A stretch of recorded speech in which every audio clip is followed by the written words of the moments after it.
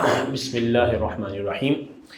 آج کی گفتگو ہم سٹارٹ کرتے ہیں، اور گفتگو کا آغاز ہم یہاں سے کریں گے کہ گزشتہ نشست میں جب ہم نے فلسفے کے حوالے سے بات کی تو ہماری گفتگو chapter number 2 the great conversation میں جہاں ختم ہوئی تھی وہ یہ تھی کہ دو یونانی فلسفی تھیلیز اور انیگزیمینڈر کیا کہتے ہیں، اس پر ہم نے اپنی گفتگو کو ختم کیا تھا۔ اور اس سے پہلے ہم نے ہومر اور ہیزیوڈ، یہ دو پوئٹس تھے جن کی میتھیکل پوئمز ہیں، اور جو یونان میں ایک بہت ہی ید طولہ رکھتے تھے علم کے، حکمت کے حوالے سے، اور ہر ایک شخص یہ چاہتا تھا کہ وہ اپنے آپ کو ان روایات اور اقدار میں ڈھالے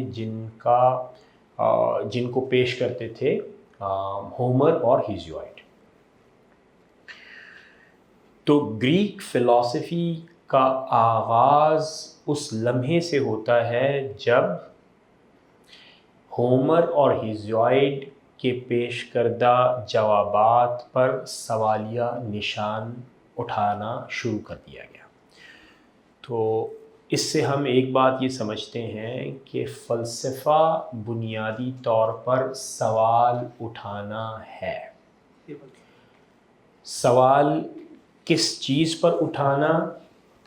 تو سوال بنیادی سوالات پر اٹھانا، یعنی خیر کیا ہے،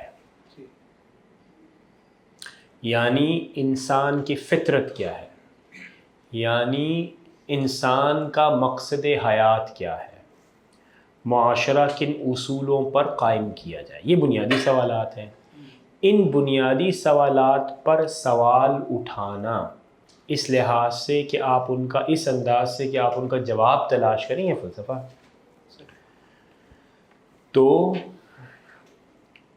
یونانی فلاسفہ نے جو بنیادی سوالات اٹھائے وہ ہومر اور ہیزیوڈ کی جو متس ہیں، کی دیومالائی کہانیاں ہیں، ان پر سوالات اٹھائے۔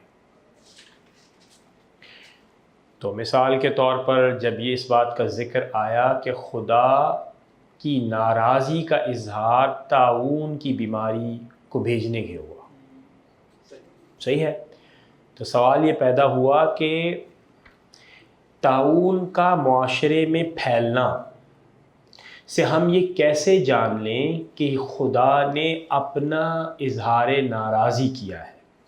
یہ خدا کی طرف سے آزمائش ہے۔ خدا کی طرف سے اگر یہ آزمائش ہے تو کس نے ایسا کام کیا جو خدا کی مرضی کے خلاف ہے؟ اور خدا کی مرضی کیا ہے؟ ہم یہ کیسے جان جائیں کہ خدا کی مرضی جو معاشرے میں مروجہ خیالات ہیں اور تصورات ہیں وہی خدا کی مرضی ہے؟ تو یہ سوالات اور اس سے ملتے جلتے سوالات کن کے ذہنوں میں تھے؟ یونانی فلاسفہ کے، جو کہ مختلف اوقات میں آتے رہے صاحب۔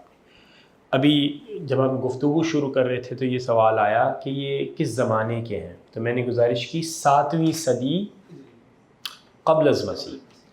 تو 7ویں صدی قبل از مسیح کا مطلب کیا ہوا کہ حضرت عیسیٰ علیہ السلام کی پیدائش سے کم و بیش کوئی 7 صدیاں پہلے سے یہ لوگ موجود ہیں، اور اپنے انداز میں انہوں نے سوالات اٹھائے۔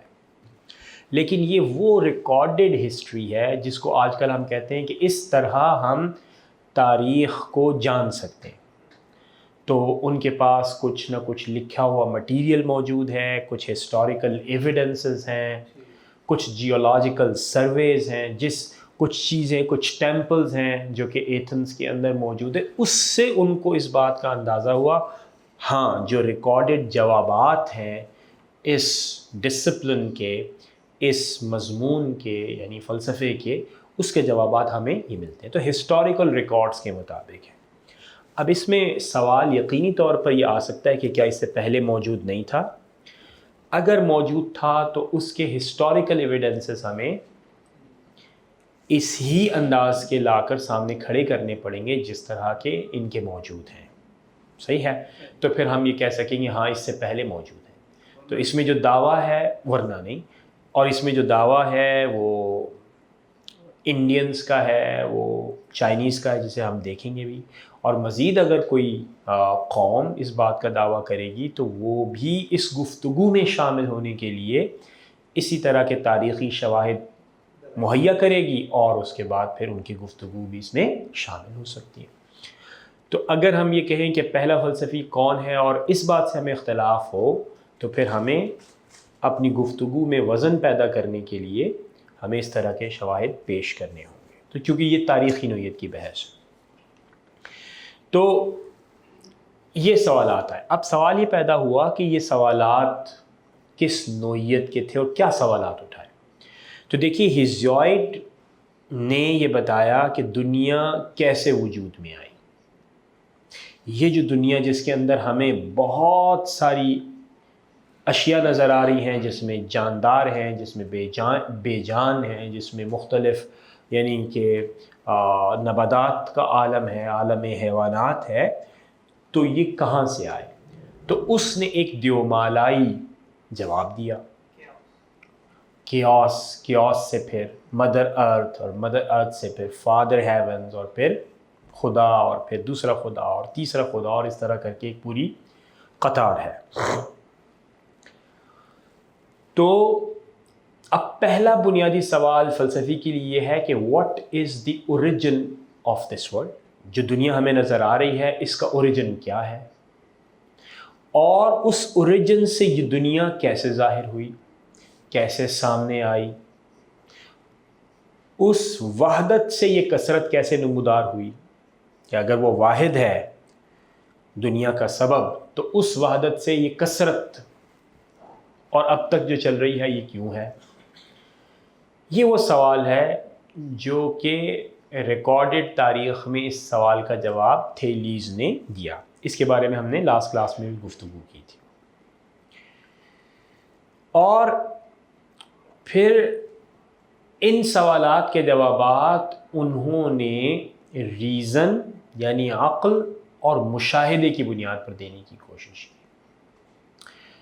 تو ریزن اور مشاہدے کی بنیاد پر جوابات دینے کا مطلب کیا ہوا کہ جب وہ جوابات دیں گے تو وہ بطور مثال، بطور دلیل آپ کے سامنے پیش کریں گے. کیا تم نے یہ نہیں دیکھا؟ کیا تم اس بات کو نہیں مانتے؟ کیا یہ بات تمہارے مشاہدے میں نہیں آئی ہے؟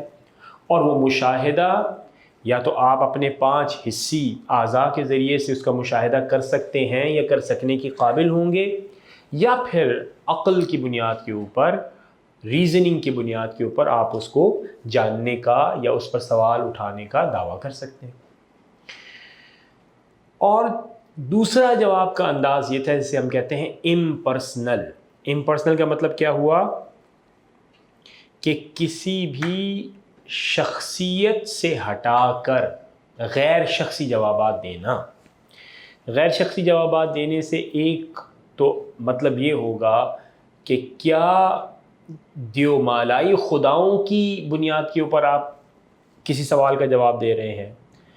تو فلاسفہ نے اس بات کا اہتمام کرنے کا ارادہ اور کوشش کی. وہ کتنے کامیاب ہوئے ظاہر ہے اس کے اوپر سوالیہ نشان اٹھایا جا بھی سکتا ہے، اٹھایا گیا بھی ہے، اور معترضین کے اعتراضات کے جوابات اس زمانے سے آج تک دیے جا رہے ہیں. لیکن انہوں نے اس بات کا اہتمام کرنے کی کوشش کی کہ ہاں ہم ایسے علم کی بنیاد جار رہے ہیں جس میں بنیادی سوالات کے جوابات ہم عقل اور مشاہدے کی بنیاد پر دیں گے، اور وہ غیر شخصی یعنی امپرسنل ہوں گے. تو ایکسپلینیشن کی نیچر کیسی ہوگی؟ امپرسنل ہوگی. تو تھیلیز اس میں بانی ہے فلاسفہ کا، پہلا فلسفی. ایرسٹوٹل یہ کہتا ہے کہ پہلا فلسفی ہے، اور اس نے یہ کہا کہ اگر آپ کائنات کا سبب جاننا چاہتے ہیں کہ کائنات کا مسبب الاسباب کون ہے، یہ کیا ہے، اور اس دنیا کی حقیقت کیا ہے، دنیا میں جتنی بھی اشیاء موجود ہیں ان کی حقیقت کیا ہے، تو ہم نے لاسٹ کلاس میں ڈسکس کیا تھا کہ ان کے مطابق وہ واٹر یعنی پانی ہے. تو پانی کی بنیاد کے اوپر اس نے اس سوال کا جواب دینے کی کوشش کی. اب جس بات کو ہمیں غور کرنے کی ضرورت ہے وہ کیا ہے؟ وہ یہ ہے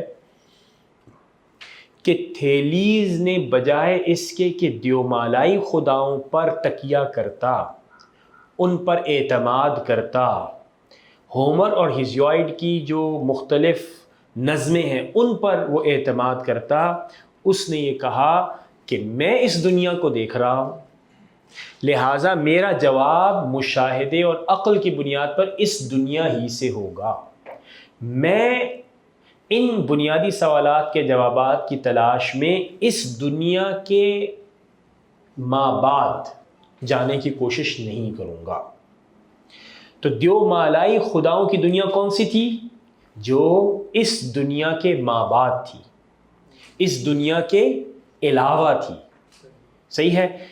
تو فلسفے کا آغاز تھیلیز نے کیا کہ آئیے ہم ان بنیادی سوالات کے جوابات دیں جس کی کوشش ہومر اور ہیزیوائڈ نے اپنی نظموں میں کی ہے، لیکن وہ ان سوالات کے جوابات ایک تو استدلال کی بنیاد پر، دلیل کی بنیاد پر نہیں کر پایا، اس نے کوئی شواہد پیش نہیں کی اپنی دلیل کے لیے، دلیل کے دفاع میں، اور تیسری اور اہم بات یہ کہ وہ اس دنیا کے بجائے دوسری دنیا میں منتقل ہو جاتا ہے کہ وہاں پر خدا ہے، خدا کی آپس میں گفتگو ہو رہی ہے، اس گفتگو کی کوئی شہادت پیش کرنے میں وہ ناکام رہے ہیں.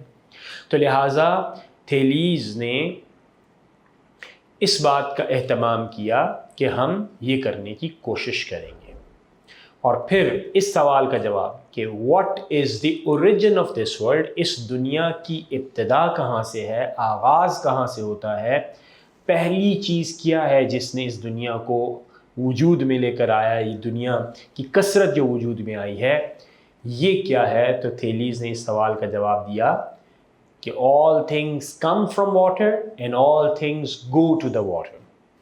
صحیح ہے؟ تو مطلب کیا ہوا کہ ہر چیز کا اوریجن واٹر ہے، پانی ہے. اور اس کے ساتھ ساتھ جو دوسری بات تھی وہ کیا تھی؟ دوسرا جو اصول تھا اس نے بتایا کہ all things are full of gods. یہ دوسرا جملہ تھا. اب اس جملے کا مطلب کیا ہے؟ تو اس جملے کا مطلب یہ ہے کہ جو اصول ہیں، جو وجہ ہے، وہ وجہ اشیاء کے اندر ہے، اشیاء کے باہر نہیں ہے. تو all things are full of gods کا مطلب یہ کہ اس پوری کائنات میں جتنی بھی چیزیں ہیں ان کے اندر وہ غیر فانی اصول موجود ہیں. آپ نے ان چیزوں کو غور سے دیکھنا ہے، اور جب آپ ان اشیاء کو غور سے مطالعہ کریں گے تو آپ کو کیا چیز دستیاب ہوگی، کیا چیز مل جائے گی؟ ریالٹی. تو ریالٹی اشیاء کے اندر ہے، اشیاء کے باہر. تو صرف یہ نہیں ہے کہ دنیا کے اندر ہے، دنیا کے اندر جو چیزیں موجود ہیں ہر چیز اپنے پیدا کرنے والے پر، اپنے خالق پر، اپنے مسبب الاسباب پر، اپنے سے پہلے اصول پر خود شاہد ہے. تو آپ نے کیا دیکھنا ہے؟ اشیاء کو دیکھیں، ان کے ارد گرد بنی ہوئی کہانیوں کو نہ دیکھیں. یہ دعویٰ ہے کس کا؟ تھیلیز کا. تو تھیلیز نے یہ کہا کہ ہمیں اشیاء کو دیکھنا ہے، اشیاء سے باہر ہم نہیں جائیں گے، اشیاء میں غور کرنا ہے. اور انہی معنوں میں اس نے لفظ کیا استعمال کیا؟ گاڈ، کہ all things are full of gods. اور پھر اس کے ساتھ ساتھ یہ بات بھی بہت اہم ہے کہ یہ اشیاء کیا ہیں؟ یہ ہیں immortal. کیا ہیں؟ immortal. immortal کا مطلب کیا؟ اصول کیا ہوگا جو آپ اشیاء کے اندر سے ایکسٹریکٹ کریں گے، اشیاء کے اندر سے اس کا استنباط کریں گے، وہ اصول غیر فانی ہوں گے. یعنی وہ اصول، اشیاء کی شیپ چینج ہو سکتی ہے، اشیاء کی شکل، ان کا سائز تبدیل ہو سکتا ہے، لیکن ان کا جو اصول، اصل الاصول ہے وہ تبدیل نہیں ہوگا. ٹھیک ہے؟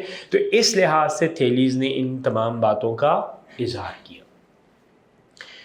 ہمارے لیے سب سے اہم بات اس پورے چیپٹر میں یہ ہے کہ دو فلسفے کے بڑے مسائل ہیں جو کہ اس چیپٹر میں آتھر نے ڈسکس کیا ہے، بالخصوص ایسے فلسفیوں کے حوالے سے جو سقراط سے پہلے کے ہیں.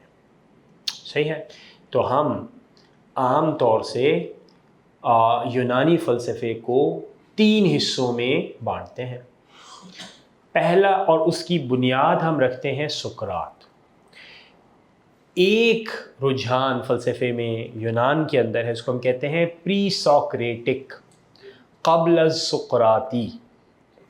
تو ایسے تمام فلسفیانہ رجحانات، ایسے تمام فلسفیانہ مباحث جو سقراط کے سے پہلے کی ہیں، انہیں ہم کہتے ہیں پری سوکریٹک فلسفی یا قبل از سقراطی.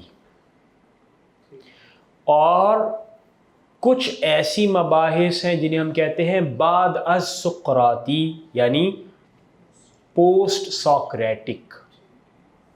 اور کچھ مباحث ہیں انہیں ہم کیا کہتے ہیں سقراطی یعنی سوکریٹک، اس کا تعلق سقراط سے ہے اور اس کے شاگردوں سے ہے. صحیح ہے. تو اس لحاظ سے دیکھا جائے کہ یونانی فلسفے کو ہم عمومی طور پر 3 حصوں میں بانٹ لیتے ہیں. ایک حصے کو ہم کہتے ہیں قبل السقراطی، جو کہ سقراط کی آمد سے پہلے، اس کے فلسفے سے پہلے کا ہے، اور چیپٹر نمبر 2 اسی کو ڈسکس کر رہا ہے. اور دوسرا حصہ کیا کہلائے گا سقراطی، جس میں سقراط ہے اور سقراط سے متاثر ہونے والا فلسفہ ہے. اور اس کا آغاز ہم شروع کریں گے 5th چیپٹر سے. صحیح ہے. 5th چیپٹر میں سوکریٹیز ہے، 6th چیپٹر میں سقراط کے ڈائلاگز ہیں جو کہ پلیٹو نے ریکارڈ کیے. ٹھیک ہے. 7th اور 8th چیپٹرز ہیں. اور پھر کہلاتا ہے پوسٹ سوکریٹک. صحیح ہے. تو یہ اس کے بعد کا فلسفہ ہے، یعنی ارسطو کے بعد کا فلسفہ پوسٹ سوکریٹک کہلائے گا. تو یونانی فلسفے کو ہم 3 بڑے حصوں میں ہم بانٹ سکتے ہیں. اس میں کچھ نہ کچھ رجحانات ہوں گے جن کی طرف میں توجہ بھی دینا ہوگا. تو جو ابتدا یعنی قبل سقراطی فلسفہ ہے، اس میں 2 اہم سوال تھے فلسفے کے. نمبر 1، پہلی بحث یہ ہے جسے ہم کیا کہتے ہیں ون اینڈ مینی. ادھر آپ دیکھیں گے کیا لکھا ہوا ہے، ون اینڈ مینی کا سوال. صحیح ہے. ون اینڈ مینی کا مطلب کیا ہو، ہاؤ ون کازز مینی. وحدت اور کثرت کا آپس میں تعلق. اچھا، وحدت اور کثرت کا آپس میں تعلق یہ ہے فلسفے کا ایک بنیادی مسئلہ. اور وحدت اور کثرت کا بنیادی مسئلہ کیا ہے؟ وحدت اور کثرت کا بنیادی مسئلہ، آپ اس پہ اس طرح غور کیجئے کہ جب آپ اس دنیا میں غور کرتے ہیں تو آپ کو یہ دنیا واحد لگتی ہے یا آپ کو لگتا ہے کہ کثرت اشیاء موجود ہے دنیا میں؟ لیکن اس کے باوجود بھی آپ کیا کہتے ہیں کہ یہ دنیا فطرت ہے، اور فطرت تو ایک ہی ہوتی ہے. اچھا، اسی طرح سمندر اور سمندر کا پانی اور لہریں، ان کا آپس میں کیا تعلق ہے؟ کیا یہ واحد ہیں یا یہ کثرت ہے؟ واحد ہیں. اگر واحد ہیں تو سوال یہ پیدا ہوا کہ یہ جو پانی ہے اس کے اندر ہمیں مختلف رنگ نظر آتے ہیں، کہیں لہریں بلند ہیں، کہیں لہریں کم ہیں، کہیں طوفان ہے، کہیں کچھ بھی نہیں ہے. تو اس کو یعنی ان فرق کو ان جو یہ جو مختلف فرق ہے، جو ڈفرینسز ہیں، ان ڈفرینسز سے کیا اس کی وحدت پر کوئی اثر ہو رہا ہے یا نہیں ہو رہا؟ تو پھر ہم یہ کیوں کہتے ہیں کہ یہ بحیرہ عرب ہے اور بحر الکاہل ہے، بحر اوقیانوس ہے؟ درخت اور پتوں اور جڑ اور تنا اور شاخیں اور پھل اور پھول، ان کا آپس میں کیا تعلق ہے؟ تو کیا ہم کہیں گے کہ درخت کی حقیقت اس کی جڑ میں ہے، یا اس کے بیجوں میں ہے، یا اس کے پھل میں ہے، یا اس کے پھول میں ہے؟ اور فرض کریں کہ اگر صرف اور صرف بیج ہی ہوں تو کیا بیج کو ہم درخت کہیں گے؟ وہ تو اس کی ارتقاء اشکال ہو رہی ہے نا، بیج سے تنا بن رہا ہے، جڑ بن رہی ہے، پھل پھول بن رہے ہیں، یہ تو بیج ہے۔ اور تو آپ کو سمجھ میں آ رہا ہے کہ یہ وہ سوالات ہیں جن سوالات کو ہم کہتے ہیں وحدت اور کثرت کا مسئلہ، ون اینڈ مینی کا مسئلہ، ون اینڈ ڈائیورسٹی کا مسئلہ، یونٹی اینڈ ڈائیورسٹی کا مسئلہ، یونٹی اینڈ ملٹیپلسٹی کا مسئلہ۔ انسان، نیت اور انسان، ان دونوں میں کیا فرق ہے؟ کیا انسانیت کا وجود ہے یا صرف انسانوں کا وجود ہے، اور کیوں اور کیسے؟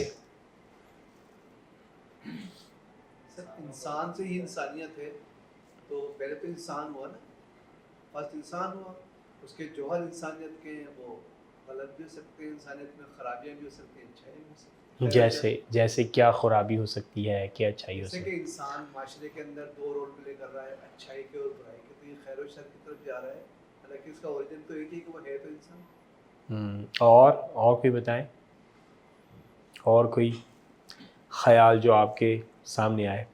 تو یہ وہ پہلا مسئلہ ہے جس سے نبرد آزما ہیں کون؟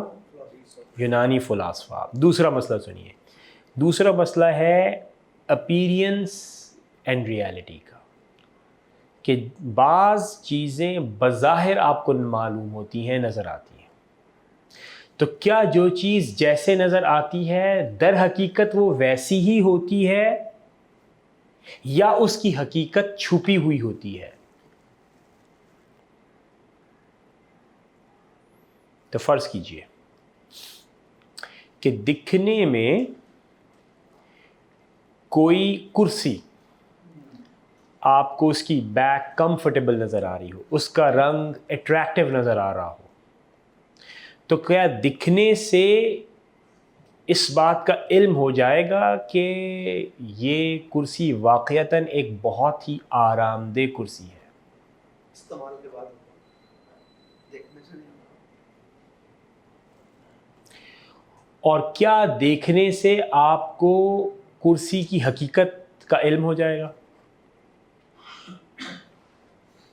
اسی طرح انسانوں کو دیکھیے کہ کیا انسان کا لباس، اس کا چہرہ، اس کے اٹھنے بیٹھنے کا انداز، کیا انسان کی حقیقت کا عکس ہوتا ہے یا اس کی حقیقت اس کے ماں سوا کچھ اور بھی ہو سکتی ہے؟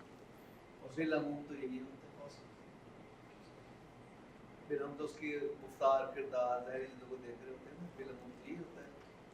تو کیا ہمیں انسانوں کی حقیقت کو جاننے کے لیے محض ان کے لباس، ان کا انداز گفتن، نشستن اور ان کی ظاہری حرکات و سکنات کے اوپر ریلائی کرنا چاہیے، یا ہمیں مزید تحقیق کرنی چاہیے اور جستجو کرنی چاہیے، اور کیوں؟ آپشن کیا ہے؟ آپشن یہ کہ آپ لوگوں کو ان کی ظاہری وضاحت کے اوپر پرکھیں، اور بس، اس سے زیادہ جستجو کیوں کر رہے ہیں آپ؟ ہاں صحیح ہے، بالکل ٹھیک بات ہے۔ تو ہم یہ طے کر سکتے ہیں نا کہ ہم باطن کو کیوں جانیں، ظاہر میں ہم چیزوں کو دیکھ لیں۔ کیا کہتے ہیں آپ؟ دیکھ لیں گے تو کیا مسئلہ آئے گا؟ سم ٹائم ہوتا ہے کہ انسان تصنع پر اور سے کام لے رہا ہوتا ہے، اپنے حقائق کو چھپا رہا ہوتا ہے، لوگ ڈسیو ہوں گے بار بار، لوگ ڈسیو ہوں گے بار بار، وہ جو کچھ کر رہے ہوں گے وہ دراصل کیا ہوگا؟ محض تصنع اور بناوٹ ہوگی، اور پھر اس کام کی نسبت اس کے ساتھ جوڑنا پھر صحیح ہے۔ تو یہ دوسرا مسئلہ ہے فلسفے کا، کہ حقیقت کیا چھپی ہوئی ہے جو بظاہر آپ کو نظر نہیں آتی، یا حقیقت وہی ہے جو نظر آ رہی ہے؟ ایک، اور دوسرا کیا؟ کہ وحدت اور کثرت، کہ کیا ہم ایک ہی ہیں، کالا گورا، صحیح ہے، افریقن، ایشین، مرد، عورت، جوان، بوڑھا، بچہ، کیا ہم ایک ہی ہیں یا نہیں؟ صحیح ہے.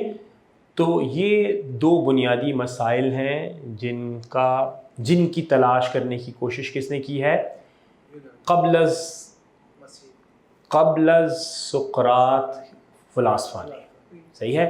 ان میں سے تھیلیز پہلا آدمی ہے. صحیح ہے. تو تھیلیز نے وحدت اور کثرت کا مسئلے کو کس طرح چھیڑا؟ تو وحدت اور کثرت کا مسئلہ یہ تھا کہ یہ جو کثرت اشیاء مجھے اس دنیا میں نظر آ رہی ہیں، کہ مجھے عالم حیوانات، عالم نباتات، عالم انسانی، ٹھیک ہے، اس میں پھر مختلف چیزیں جو کہ غیر جاندار ہیں، یہ سب چیزیں نظر آ رہی ہیں، تو اس کا اوریجن کیا ہے؟ تو کیا یہ جو ملٹیپلسٹی اور کثرت ہے، کیا اس کا اوریجن وحدت ہے؟ اور اگر وحدت ہے تو وہ کیا ہے؟ اور وہ اس کی نظر میں واٹر ہے، کہ واٹر ایک ایسی چیز ہے، پانی ایک ایسی چیز ہے جو اس کثرت کی ذمہ دار ہے. اور امورٹیلٹی والا یہ تھا کہ یہ حقیقت ہر دنیا کی چیز سے واضح ہو جائے گی.